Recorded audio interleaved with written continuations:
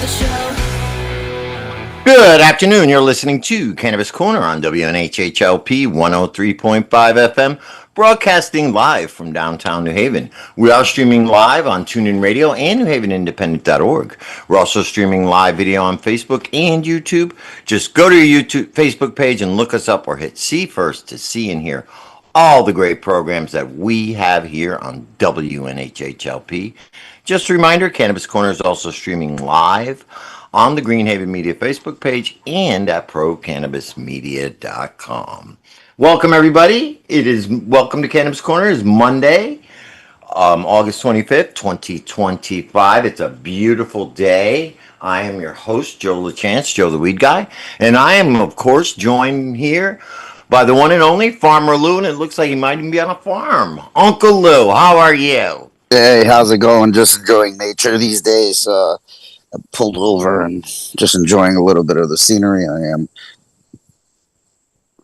enjoying the scenery. I see that you are. Yeah, Lovely. So just kind of here enjoying the weather. It's absolutely beautiful. It's the end of August, beginning of September. It's so comfortable out. If you're able to go out, get a walk in, get a jog, and when I mean a walk, I mean like go smoke weed. And walk in nature. Yeah. I do that every morning. I go to the beach every morning and walk. Oh, man, this view is very flattering. I'm very surprised. For an ugly dude like me, sometimes, Joe, sometimes. You're getting some sun, Lou. That's why, bro. I have been getting a lot You're of looking sun. good. I don't know about all that. I don't know about all that. I'm pretty beat up. Well, sometimes we look better than we feel. I can attest to that. Everybody tells me how great I look. I'm like, yeah. All right, you don't wake up every morning like me, feeling like that. I get beat up every day, so it's all good, and we're all doing it, and that's kind of why some of us were drawn to cannabis. You know what I mean? Cannabis helps break those aches and pains pretty regularly, and allows us to do what we do. So absolutely, yeah. I might as well let's introduce our guest, and then we can talk about the events. We're going to introduce the guest because the guest is awesome. And the guest is a great face. So we then, Before we do the whole thing. Though, I would like to thank our sponsor. That's right. Metatron Homegrown. Gabe over there, Metatron Homegrown, with 2 locations. One on 626 East Main Street in Meriden, and the other on 185 Boston Post Road in Orange. And Metatron Homegrown is your home for all the things that you need for your home cultivation. Especially now, we're getting into that flower stage, and he carries all the good stuff over there. I get all my nutrients over there. I get the Roots Organic.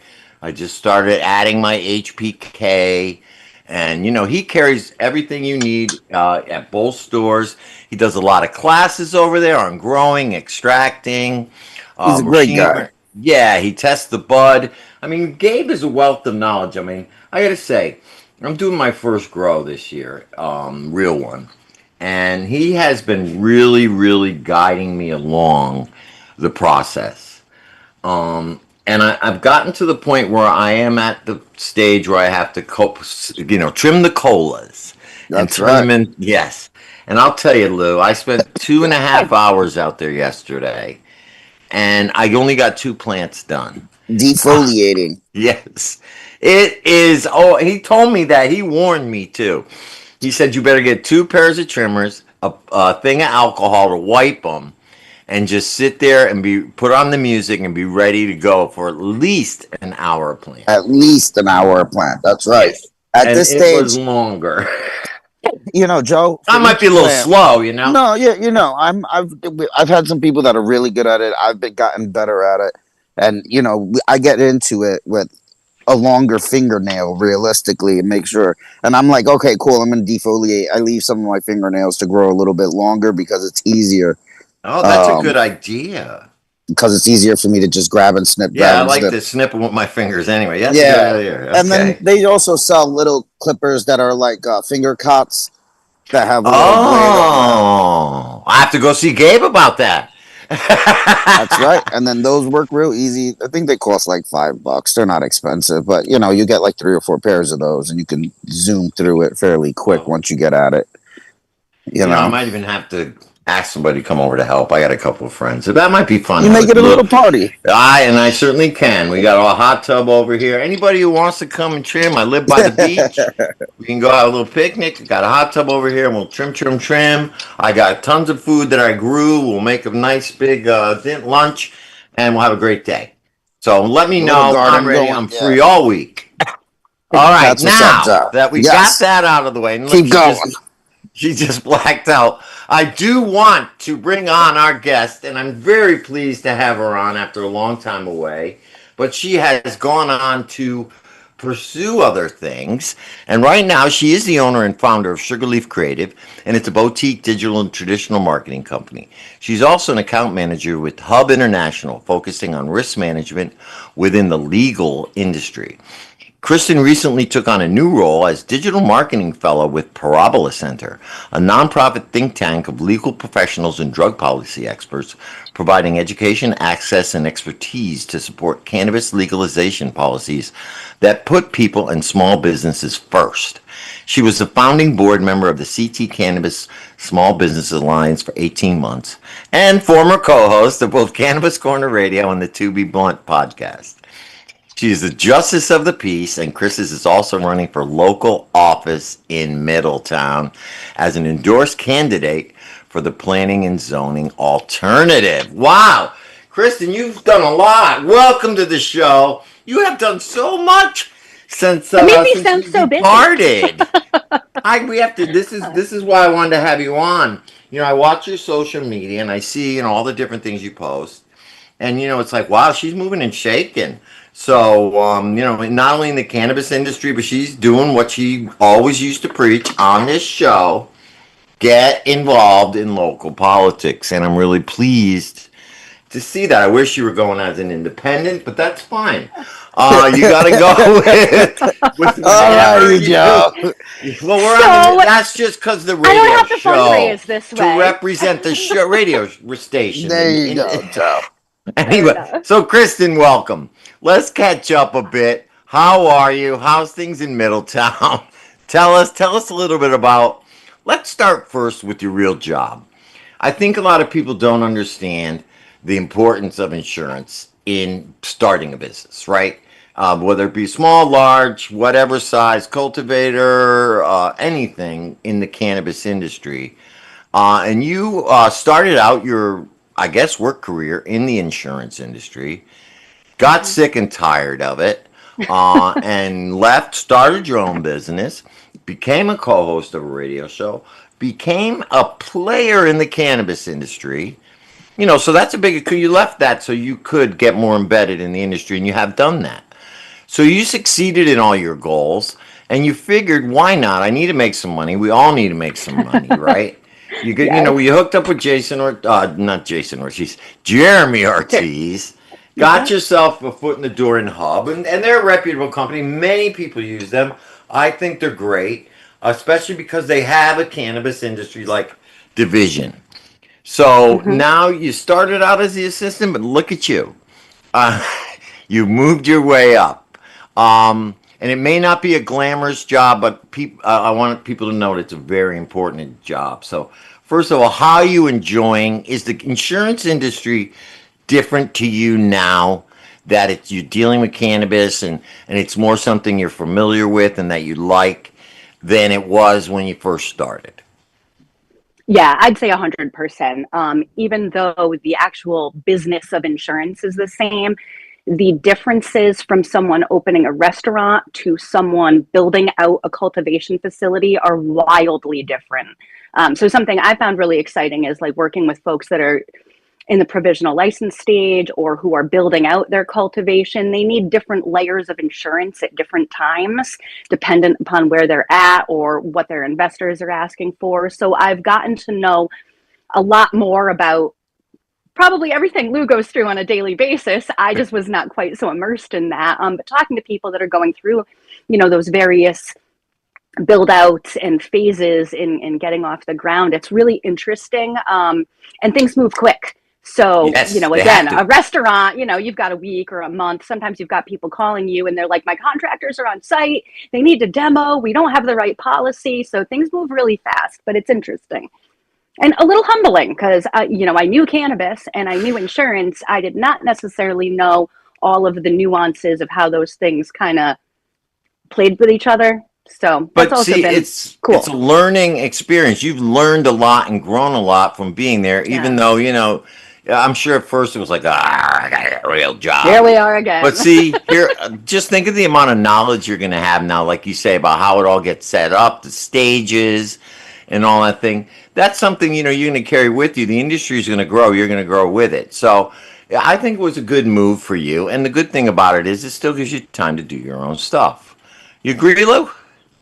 I'm great, man. This is awesome because not just is she doing one thing, but as you mentioned in the introduction, Kristen has taken on a world of different things, not just in the cannabis space, but a lot in the ancillary cannabis space. Um, Kristen still does the Parabola Center, which is a new thing. I think that came out in July or something like that, which is pretty cool. July, August. But that's a great organization. She's gonna help keep spearhead some of that information. I'd love to hear more about that. Yeah, that's what I want to get to next. I mean, I do want to Oh, say okay. if people who need insurance, call Kristen and she will hook you up. We all know her. We all love her. And Kristen, do you guys deal with small? Let's say you need a small insurance policy for your new store you're opening. Let's Hmm. say like you had a boutique or something. Somebody wants to open a little store and they want to sell some cannabis accessories and stuff like that, some CBD maybe. Something small like that. Do you only work with large dispensaries and cultivators, or were you able to help somebody else, a small ancillary business, get started for anything they need, like maybe event insurance or stuff like that? Yep. No, good question. So where I work is middle market. That means the larger kind of multi-location, higher gross sales, things like that. So I personally tend to work with some of the larger ones, but we have what they call a select or a small commercial division as well. So technically we write anything from, $500 all the way up to a couple $1 million in revenue. So yeah, absolutely. And if it's not me, I would just get you to one of my colleagues. I'm not Right. the producer, so I'm not the sales rep. Like I tease, I'm like Jeremy was the one that would go out and kind of shake hands and kiss babies and get people through the door, and I'm the one that's kind of helps you along after you've already signed on. So I Right. don't go out and look for new business. I service the folks that are already with us or that become Right. our customers. And, I But just yes, thought of something. 100%. I wanted to bring this up because it came up during our CCSBA meetings about event insurance, Hmm. one time single event insurance. First of all, if somebody's putting on a cannabis event, right, whether it's, like a health and wellness, say, cannabis event or cannabis themed event, do you feel that it would be necessary to have like a 1 day insurance policy? Like I used to promote like little concerts and wrestling shows. And we always, the venue always, sometimes they had their own insurance, but most of the time I used to have to buy a 1 day event insurance policy. It was like $300 or something like that. Just to cover my butt, and doing wrestling, it was very important. You know It what I was mean? $300 back then. Let's remember Yeah, to say that. yeah, it's probably more now. It depends, but valid point. But yeah, so that was like, yeah, little concerts, wrestling events. Now, cannabis events are different. There's not any, real like, dancing around or people thrown in the ring and stuff. But do you still feel like that it's important for the cannabis event, if you're going to be moving forward in legitimacy, that you should also do what a normal event would do, and pick up one of these policies just in case people Yes. consume, something could happen, right? You never know. Yes, with a caveat. There are very few what we call standard companies that would write an event policy or even any kind of policy for someone that even talks about cannabis. It's very, very restrictive. Oh, So if you just go online, I'm just going to throw some names out here just for reference, Hartford, Travelers, Allstate, you would probably get declined on all of those. So there's very specific carriers that will work with cannabis related risks. So be careful about getting an event policy because buried in the language is going to say it excludes everything for cannabis. now is So that that's something something to you be, can do? Can you do that over yes. there? Okay, see, Yes. now here's important for people to know. If you had gone out and tried to get it on your own, you probably wouldn't have been able to do it. and I want to stress this, being a former event promoter and having made this insurance helped a couple of times. Um, call Kristen. Call Kristen over there and she will hook you up because again, we're still in an area where it's stigmatized. And so, like you said, a lot of the carriers won't do it and things like that. I'm sure Nee can. May not be doing an Oh, event as they've big as got a they got a very hefty huge one. You insurance have to. policy. Yeah. Yes. So you got to think in that way. Even if you're doing a small event, think in that way that anything can happen and you never know. So see Kristen, and let's wrap up that part. I do want to get to Parabola because a lot of people we know are involved in that. And what it is like a think tank for the cannabis industry. If I'm not correct, I mean if I'm not mistaken, right? Yeah. Yeah, they're nonprofit and nonpartisan, so they very much shy away from advocating for one party over another or anything. It's about policy and legislation and just educating people on how those policy decisions are being made. So at a federal level, and then also really getting into the nuances because each state has its own kind of quirky Right. things going on. So what's happening in Pennsylvania is different from what's happening here versus what's happening in Mass. So really just providing access to education for a framework on how to create equity and the right licensing and things like that. So I think it's great. There's so many brilliant people involved with that group. Yeah, I wanted to get into that. I know it started a while ago, and a good friend of ours and Lou's in the shows is Shailene Title was involved with that. Is she still involved? Oh yeah, very much so. Yep, Shailene, Lori Lucian, and Chanel Lindsay are the Oh, three great, directors. great, Yep. great. Those are two great women. I actually met them in Massachusetts when I used to Yeah. do the school, and they were actually instructors there. Not Shailene, but Chanel was, and it was great. I mean, so I know these people who are involved, but so is it only lawyers or is it other industry experts as well? And is it I know they're based in Mass, right? But do they Yes. have reps from all over the country?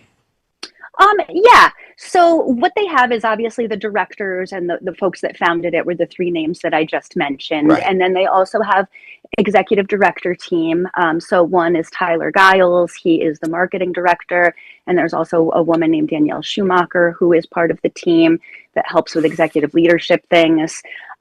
They also have advisors. And so if you go on Ah, their website, there's a whole list of advisors that they work with, ranging from professors, doctors, attorneys, just very knowledgeable advocates and activists.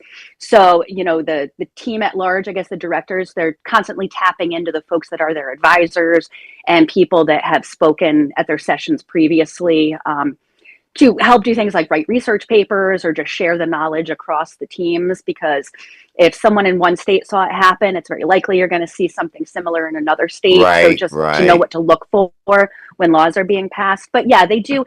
So I mean, I guess as far as like the actual ownership of Parabola Center, no, those ladies are located in Massachusetts. But Well, it's there's advisors nonprofit, all isn't over the it? country. Yes. Yeah, so there's no ownership really. Yeah. But oh, that's great. So now, what do you do over there? So, over the summer, they had put out a call to action where they were going to be taking on 6 or 7 fellows to do things ranging from executive leadership and just kind of like managing things like the crash course coming up, folks that would be doing public research. And one of the fellowship positions was digital marketing, which I was like, hey, I could do that. Um, Right. so I applied and did a couple of interviews over the summer. It started July 1st. And so it's really, helping promote all of the great research papers and speaking engagements and just all of the knowledge that the advisors and partners are putting out there so that it's in, kind of an easily accessible place. I mean, people are all over the country saying and doing great things, but you only know if you know. So really Right. trying to like kind of have this centralized hub of information and making it splashy for the internet to draw people in to actually read those papers. And of course, promoting things that they'll be doing, like they do an annual crash course and leadership training. Last year it was in Providence. This year it's going to be in the Well, Bronx. you went to one of Um, them, didn't you? yeah. I went to the one in Providence last year in July, and that's Right. honestly kind of how I got looped in with this whole I was team. gonna segue into that. Right. That's how you did it, Yeah, right? Yeah, 100%. So yeah, so this year it'll be in October in New York. And so just ramping up for that, who's going to be part of those speaking panels, what are they presenting, reaching out to them, helping to amplify them in their work. Is that something like anybody can go to? Is it invited to public, or is it like a private actual think tank meeting where they're going to do their thing? No, not at all. So it's definitely open to the public the way it was done last year, and I have every reason to believe it would be a similar way this year. It's sort of two parts in one day. So what they call the crash course is open to anyone who signs up and registers. The leadership training, so to speak, the goal is to get people that are truly engaged in policy and learning more and want to go out and kind of do more in their own home state and things like that. So I wouldn't say it's a vetting process. And I don't know how many people are included or excluded, but to get to that leadership training piece, there's typically some online, open-ended questions that just ask, why do you want to be involved? What would you do? What are you most interested in learning about? Things like that. So that one's a little bit more intimate. Right. Half the day would be very much open, and then the other half is a little more intimate. And that's in New York. Is that New York City? I actually asked Shailene permission if I could reveal the location. So it's going to be in the Bronx this year. Oh, nice. It's, I can't remember the exact venue, but it is this great collaboration work hub. It looks very fancy and very beautiful. They just nailed that down. One of the other fellows, his name is Damian Fagan. He is the director of the Bronx Defenders, I believe, and he was a former cannabis commissioner in New York. So he's got a lot of connections there that are getting us with the right nonprofits and people. Excellent. Yeah, it's very cool. And I would imagine right now with the federal government actually looking at this rescheduling, they probably have a lot going on and there's a lot of thinking in that tank, right? And is that something that they are getting involved in and working on as well? Because it's a pretty big deal. And I did, there's different opinions on it. I'm not sure Schedule 3 is the right way to go. Obviously, I want to see descheduling, but sometimes something is better than nothing. But I got to look into it a little further. But I think that's what these guys do, right? These lawyers are probably looking into what do they really mean when they want to reschedule to Schedule 3, and what is the impact going to have, not only on the current industry, obviously once and I don't think people realize, and the states themselves realize, that if they do make a move, that it is going to change the industry drastically. And people better be ready for it, especially if it happens during this administration, because then the federal government is going to be wanting to be involved in the regulation of it. Whereas because it was federally not legal, it was left up to the states. And each state, we can say whatever we want about the state. Piecemealed it together. And how they did it. They at least did it on their own. And now, and we all want it, we all want the feds to acknowledge the plant and make it legal so that we all can enjoy it, everybody all over the country. However, we also know how the government works. And I keep saying, especially this administration, I believe that the current people at the top don't necessarily think it's a good thing for society. They believe in the medical part, but they also see the dollar signs that it could bring into this country, which is why I think they are looking. And people, I'm sorry to go off, but I'm on a stream of consciousness. People need to understand that. Look at why they're looking at Schedule 3, and look at dollar signs, look at federal involvement and federal control, and then correlate it with the current administration. And you could see, my opinion is that, you're going to dance with the devil, because Schedule 3, yeah, it's as legal as alcohol, but it all depends on who they put it in control of. FDA or DEA or alcohol, they should actually, if they were smart, create an entirely new entity for just cannabis, just like the states have done. So now that I've ranted, what's your opinion on that? No, well, I And agree is with. Parabola, what is their stance? Um,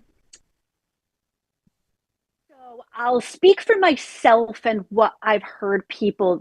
Parabola's stance is just to educate people on what's happening. Right. Very specifically because of their nonprofit filing, they are not a lobbyist group, and so for very real purposes cannot align with one political party versus another. So it's really just information sharing, facts. This is what's happening. This is what we believe could happen.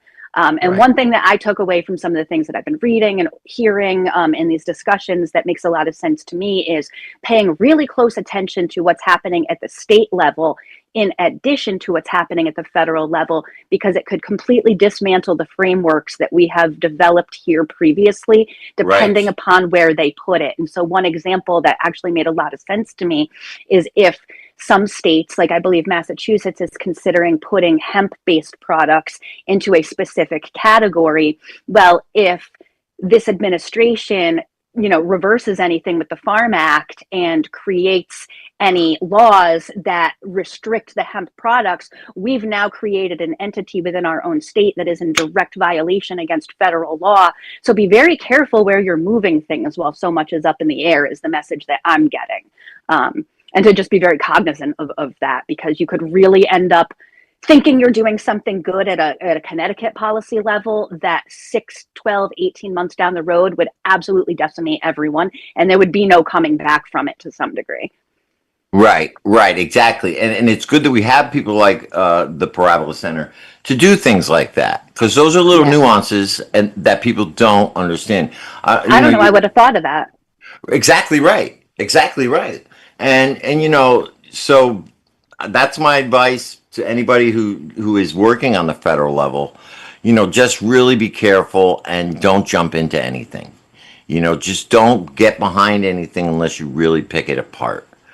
Because it really, the effects on the industry will be huge, regardless of either way. Regardless, Yeah. I descheduling may be a pipe dream, but I don't know that Schedule 3 is either the right way either. But we'll see where it Very goes. mixed feelings. Yeah. And then the other thing too, that their huge emphasis is on antitrust laws or the Right. non-monopolization of it, right? So we Oh, talk that's about that a very lot in good. Connecticut with like multi-state Where operators kind were of they when we monopolizing the needed market. them? So being careful about that sort of thing too, right? So sometimes we see, especially at a federal level, you'll see one very large company dumping money into legalization efforts, but then you look at who it is that's providing that money and what they may want, and it's very much going to benefit the larger players, and it's going to squeeze everyone else out. So while yay legalization, it's really going to like turn it into like the Amazon of weed, where it's just a couple of people in charge, and that's not what anyone wanted. Well, yeah, and it happened in Florida. If you Yes. if you go to Florida right now, you only see Curaleaf. And they have some ones that are I think true. to their True Leave, right? True Leave is there. It's only corporate entities. They only have medical, but it's only corporate medical dispensaries.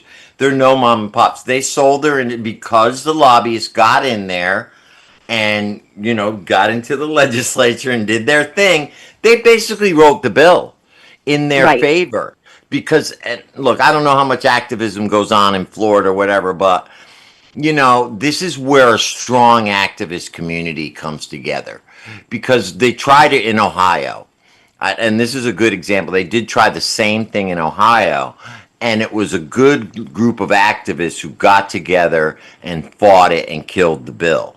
And it took 2 years to get legalization back to Ohio, but at least they didn't jump the gun and say, yay, yay, yay, and let that corporate bill go through, because it almost would have given control to the industry to one or two entities. Imagine a state Right. like Ohio, that large.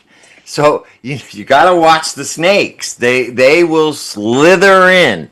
And that's the importance of not only people like what you do, the think tanks, the people on a higher level, but ground roots, people who work in the legislature, activists to go out and do that. All of it is so necessary, right? Like it's all like a family or a recipe or something. It's not going to be right without everyone doing the part that they feel most comfortable in. Absolutely. I mean, you could have think tanks for days, but what are we just going to sit around a room and talk at each other? There have to be people that are doing other things and different things. So yeah, 100%. Yeah. And same thing with activism, right? Like that's so important, but there also needs to be others. So there's always like they tie together so well as Yeah, long they as do. everyone's doing it. No, it makes a really good machine when it works. You That's the know, word. and when everybody is on the same page. Do you know what I mean? And I think when it comes to overall like legalization policies, everybody wants to see the plant legal. Everybody wants to see prohibition end completely in this country altogether. Right? So Yeah. that is the one thing we all can agree on. Now, there are different paths to that. But I believe that if, we all got together and decided on one path and just put it forth, this is the path we speak, it might, I don't know if it'll work if you got the right people there, but you know what I mean? That's how it worked with legalization, everybody on the right, same single minded path. So, Yeah, you know what I find kind of interesting right now, and we obviously see it in Connecticut, but I'm looking at it from a lens of Massachusetts, maybe just get a little away from being so close to home, mhm. and they're a little bit more of a mature market. But you'll see, and this is not like a judgment call; it's just interesting. Folks that were very much on the same page 4 years ago are Mm. now still testifying, but they're testifying from different angles. So, Yes. like in Massachusetts, there's a discussion around licensing caps and whether they should allow more people to have more licenses Oh, or just if what it they should be need. capped to a certain amount. And so, some of the folks testifying for more licensing are definitely small operators and owners. And you'll have one side saying this is only going to benefit the larger operators, other people saying, like, no, I want to be one of those larger operators. And I'm not here to say who's right or wrong. I just find it very interesting. Everyone's on the same page as far as like, yes, this should be, free the plant and people over profits and all that. But you do get to a point, Oh, it and happened I'll take here. one for the team. Especially when you own a business, it's not entirely altruistic. You do have to pay people's salaries and keep yourself afloat. And so I understand why when they get into business, they have to think business minded, but sometimes the shift is just so extreme. So I just find it interesting to sit back and watch it. It's a Yeah. challenging discussion, and I really don't know Well, let's be where I real, feel. Kristen. We saw it here in Connecticut. We did. I That's why mean, I me stepped away from personally, I home. saw people who I was in the fight with go testify because a certain organization they belonged to decided that this was who they were going to support and stuff that went totally against the small businesses, the community, and things like that. And there was a lot of it on the hemp side and stuff. But yes, and I think it might be typical. Like almost growing pains of the industry. If like for me, it was like I left right after we got legalized, right? I was happy. I went to Puerto Rico for 3 years. And I was down there just kind of watching and still doing the show and commentating on it. How once money and legalization became in, how division started to sow. And the people who used to be on the same page for legalization now started going after their own interests and things like that. And they weren't always compatible with the same people who they had fought with in the original.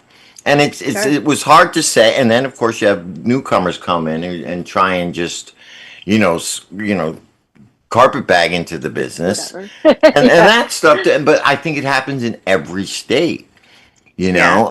and you kind of got to be prepared for it. It was a rocky time for a few years here in Connecticut. A lot of division, and the legislature took advantage of it. And they will. That's their thing. If you don't think they don't pay attention to what's going on in the community, they do. They have social media, they follow. Oh, And yes. they see division in the community, they're going to sow it up there too to make it worse, because division in our only benefits them. And we see what happened. This kind of crap that kept going through now, and this is where we're at. So I want everybody to know, all you people out there, all you Johnny come latelys fighting for all that. Here's what we got. Here's what we got. And I made it quite clear that once legalization went through, I was no longer going up there because it nearly killed me. So I'm not going to jump back into the fight. But I got to tell you, this is what we got right now. And I'm not blaming anybody. I'm blaming the legislator. That's who I'm blaming. But I'm also saying that had the community been on the same page as they were when legalization went in, had everybody stuck together and done it, we would not. We might have a different, I might say would, we might have a different result. So that is the power of unity. And that's all I'm going to say, you know? So you're not wrong, you know, and that whole like sowing division. Sometimes I think, well, so it hits general law committee typically first. We've seen how responsive that group is in general. It fluctuates, but it's not tremendous. And then it'll, you know, hit the chambers. And they're great people. A lot of them are really great people, but they have so many freaking bills in front of them. They might skim over it, or at best they've skimmed over it. At worst, they don't even know what they're voting on.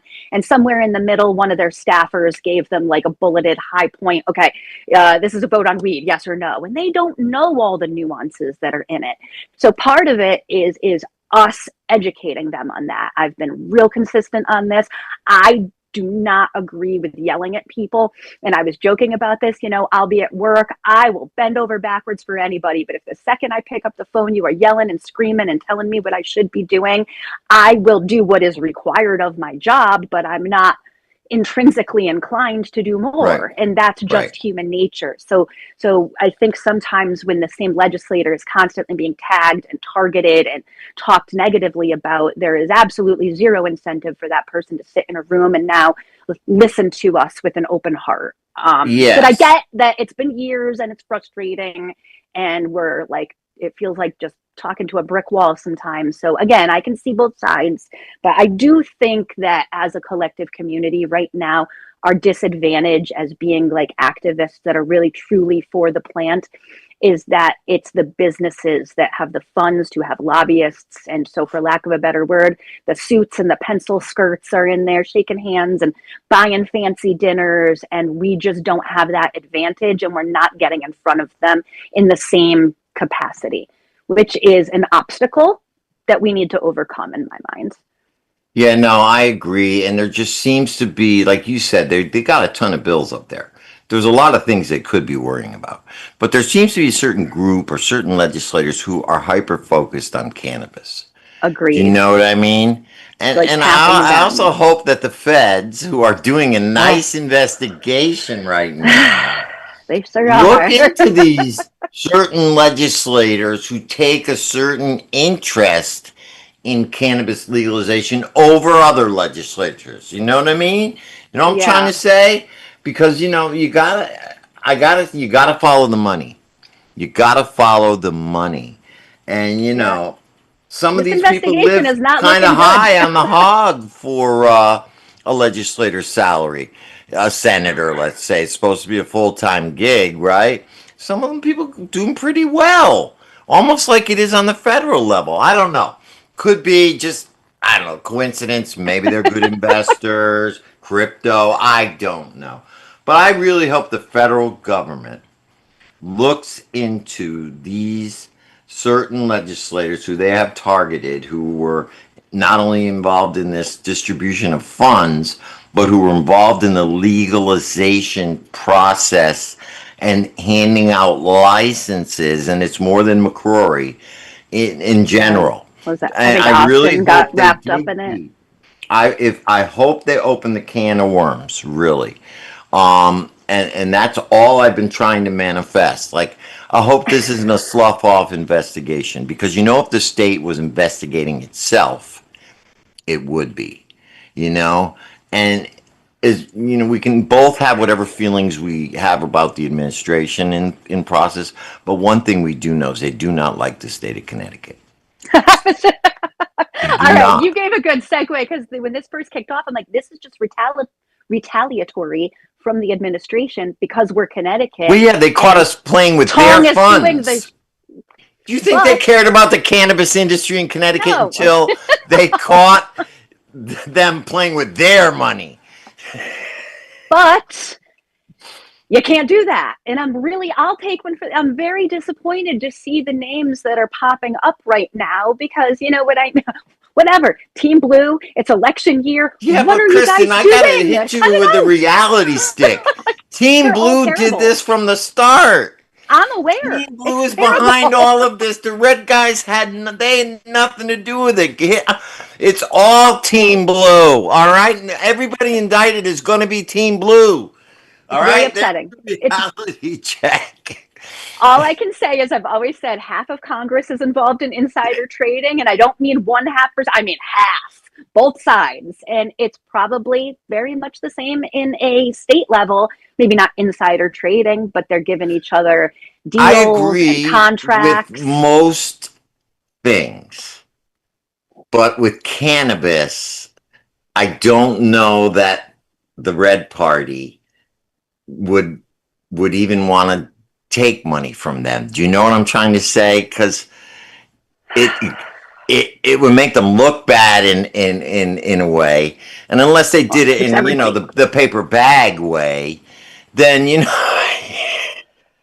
I'm very surprised to see this playing out the way it is because it's if this investigation shows what it's insinuating, which is that funds were funneled to nonprofits that benefited certain candidates or their family members. That is conflict of interest is an understatement. Like that is so astoundingly bad, illegal conflict of interest, terrible optics. I can't even fathom why anyone, let alone multiple anyones, would push that button to have those funds go. Sign that piece of paper. Like this is going to involve so many people. It's actually horrifying to consider. no, it's If it's this not. It's happens, exciting. I'm It's not excited. exciting. I can't wait. I got so much popcorn ready. Oh, I can't wait. Anybody who's got updates, please send them to me. I'm going to spread them out all over the place. I My cannot favorite wait. lands in the news because I then my tail will go. cannot wait. I love karma. I love it. I love it because let me tell you something. It's I only a was B if you involved in all are. the last minute crap that went on in that legalization bill. I was on the Facebook chat all night with all those guys. And there was one guy who nearly killed this bill by trying to slip in a monopolizing paragraph that would have given a lot of control to TheraPlant. So that guy Interesting. is now getting exactly what he deserves. And people should have. I'm not surprised at all. He showed his true colors. He showed his true colors right there. So, and I'll call him right on the air. Douglas McCrory, I hope you get everything you deserve. Everything. I want to see you behind bars. Okay, Kristen. Now, If anybody else did that, they would be. so let's talk about this scandal. Actually started in Middletown, and you are now getting involved in Middletown politics. I sure am. So Great segue, Joe. good. Tell me what I know you always wanted to, and I know you've always been dabbling. What made you take the plunge? Was it somebody offered it to you, or did you fight for it? Because I know I you guess a want to be little. city council, right? Is that your ultimate Yes. goal? Yes, I know. Yes. So Yes. P and Z really is learning stepping stone, right? Yes. Well, Tell it's us a how funny that answer. happened and what exactly are you running for? And this is appointed or is it elected? It's elected. Oh, So good. I'll be Okay. on the slate when you show up. My name's on there for you to bubble in the circle, which I think is really cool. No, it's not just given to you. So I'm on the Democratic Town Committee. When I want to say it was like late June, early July, they sent out the email basically saying municipal elections are coming up. There's going to be open spots for, and I'm just pulling the numbers out of the sky, but we need 4 common council people, 3 board of ed, 2 planning and zoning. And then they set up interview committees. So people would volunteer to be part of a committee. And so I was interested in doing it. You would go, you would be interviewed. And if the committee thought that you would be a good fit to be on the ballot, that's what made you endorsed. And then that committee presented these names at the next meeting and they held a vote. If my name was mentioned and someone was like, absolutely not, they could have said like, I abstain or I object. But it goes through all of that. So you kind of nominate yourself, go through some interviews, selected by a committee, and then a full vote from the, full DTC. You do not have to be a DTC member to run. You just had to be a registered Democrat. So there's folks that are on the slate that I'm just meeting now, but they're engaged folks in town. So full disclosure, I knew this going in and I was a little hesitant about it. There are minority representation rules in the state of Connecticut. So the Connecticut legislature said that in any town, you can only have 2/3 majority of one party. Not a shock. Middletown is a very blue town. We already have a lot of Democrats on Common Council, Planning and Zoning, Board of Ed. I like that rule, though. Yeah. It ensures no monopoly type of thing. It ensures at least It's some. a good thing. I think it is. I like it, and it can change. That's the good thing. Maybe 20 years ago, Middletown was more red. Who knows? And anybody Precisely. who's, it shifts back and forth. We have had red governors in Connecticut too. Everything's just been a blue state forever. It hasn't. Perfect. So, it does shift back and forth. So everybody's crying about, the red might be taking more control. Guess what? Look back in history. It's just part of the cycle. And get used to it, Sorry, go ahead. No. You're first of all, I agree with you. You're right. Like it is a good thing. Where it's funny for me is I knew the day I agreed to do this, Yeah, of I course. could have every person in the city of Middletown vote for me, and I will not be seated this year because it needs to be a Republican. So I'm treating this as kind of like a practice run. I'm doing all of the things. I'm treating it like I think, same Absolutely. thing, like counting votes election night. And it's really interesting. There's some very real rules about campaign finance law. You can't just start a GoFundMe and start raising money for your campaign. Like I had to sign so many papers and I'm not even doing my own fundraising.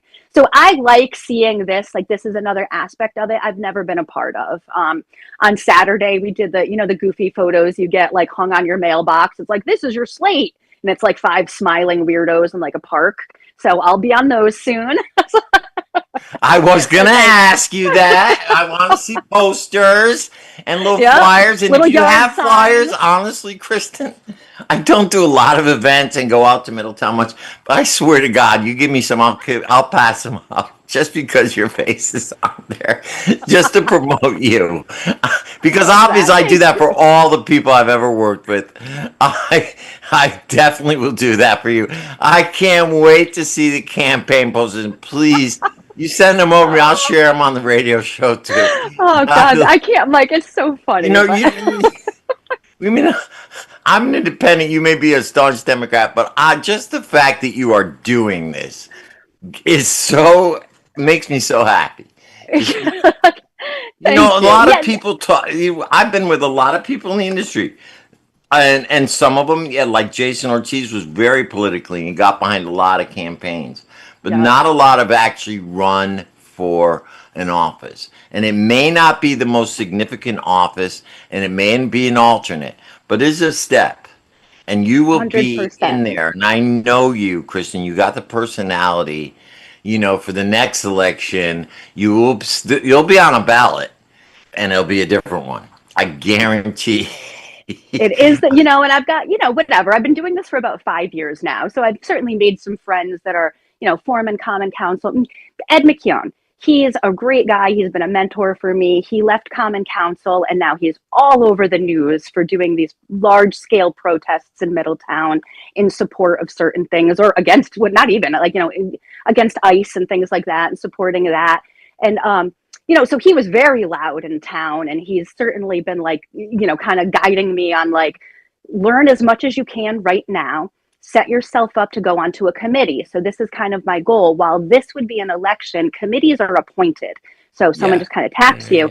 And there's one that's Planning and Zoning Board of Appeals, which I'm Oh, asking for an appointment for. So that's very exciting because let's say a dispensary wants to come I was into gonna mention, town. yeah, Initial planning and zoning is like, absolutely not. They're going to appeal it, and that's me, hopefully. yeah, and depending on who it is, no, We have to be fair. no, But we I shouldn't. like this, so it keeps it, again, like tight to the cannabis industry, but still getting to know folks in town. So it's a great cross pollination, I guess, for lack of a better word.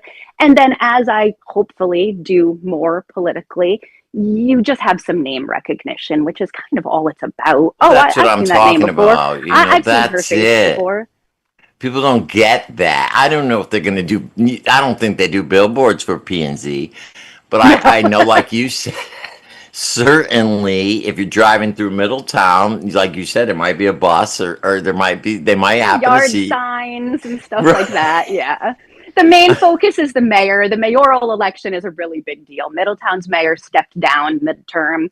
So the man now is acting mayor. His name is Gene Nocera. So this is a really important election because he's not truly an incumbent, and the individual that's running against him is relatively popular, and he has been mayor in town before. So there's a hyper emphasis on kind of supporting the top of the ticket, which Yeah, is yeah, and I don't interesting, think but people nationally, realize same thing.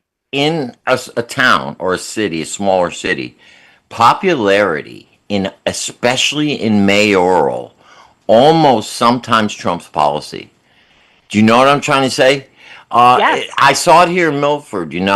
Like there were two candidates, and this is my only opinion.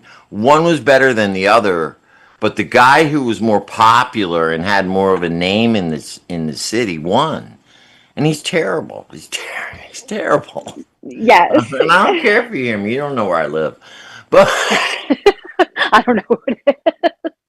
But yeah, it is bizarre and interesting at the same time. But unfortunately, it's kind of overwhelmingly a popularity contest. yes, yeah, that's mayoral. People Yeah, don't yeah. realize it. Mayor is And mayor. voter turnout is really low. People don't get excited about the mayor. They get excited about the presidential This election. might though, This like you is said, because it's of the hopefully, way it is. hopefully, I Well, want to that's see my own numbers well, selfishly. that's why I would People like in to see a good 3 people turnout for voted. you. I'd like to see you have a good turnout. I would love to come on if you do get elected. You're going to come on the show, and we're going to have a little celebration. There you go. I Absolutely. support that. So look, we're almost running out of time here. We've had a great discussion, Kristen. We covered everything I wanted to cover. I want to thank Gabe at Metatron again for sponsoring us. And you can find him all over social media. It's Metatron Homegrown. He's got two locations, Orange and Meriden. Again, thank you very much, Gabe, for sponsoring us. Again, if anybody wants to sponsor the show, like Hub International or something, then please contact me and we'll make it happen. But Kristen, I want to give you a couple minutes to tell people how to get in touch with you, how to follow your campaign and the Parabola Center and all that good stuff. And I just want to say congratulations on everything. You have certainly made the most. It was sorry to see you go, but you've certainly made the most of it. Congratulations. So give it up, Kristen. Tell us how we can find you. Well, thank you. So as far as Parabola Center, it's they have a great website, and it's Parabola Center.com.